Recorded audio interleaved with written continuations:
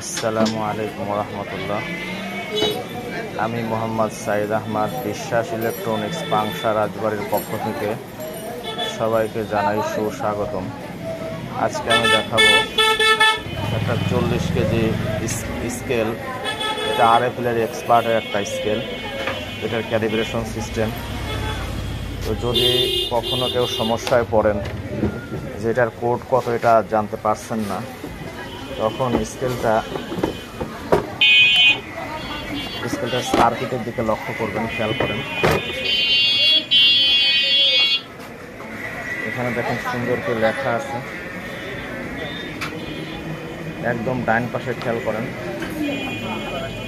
এখানে দেখেন এই যে ক্যাল লেখা আছে, খেয়াল করেন। ভালো দেখা যাচ্ছে না? এই যে দেখেন CAL লেখা আছে একদম ডান পাশে। এখানে এইভাবে দুইটা তার সংযোগ করে দেবেন।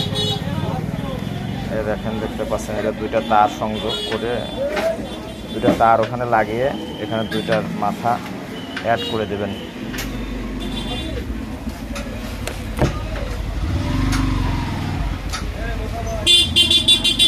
টাকা ভিডিও করতেছি তো এই জন্য একটু সমস্যা হচ্ছে।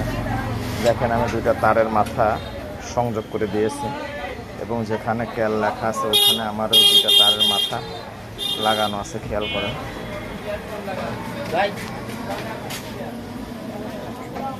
লাগানো আছে একদম ডান পাশে, দেখেন ক্যাল লেখা আছে।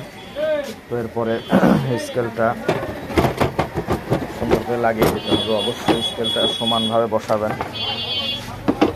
সবটা লাগিয়ে দিলাম, এরপরে চালু করবেন।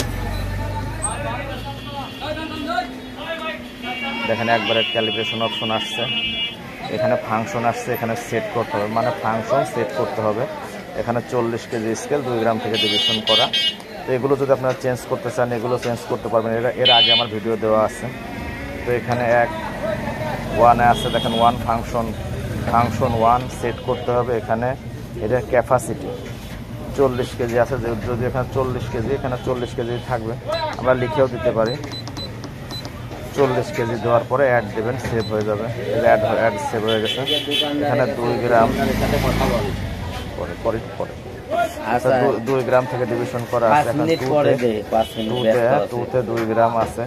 এখন আপনার যদি এখানে বেশি কম করতে চান, টুতে বারবার চাপবেন, দেখেন পরিবর্তন হয়। ঠিক আছে, এখন আমরা টুতে যেহেতু 2 আছে, 2 থাকবে। দেওয়ার পরে অ্যাড বাটন দিলে সেভ হবে। অ্যাড বাটন দিলাম, সেভ হয়ে গেছে, খেয়াল করেন। এখন আমরা মূল ক্যালিব্রেশনে যদি যাই, এখানে অ্যাড বাটন আর একবার চাপতে হবে।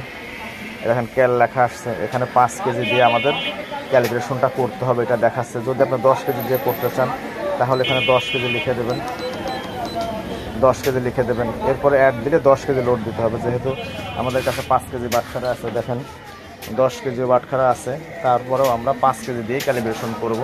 তো এখানে 5 কেজি লিখে দিয়ে আমরা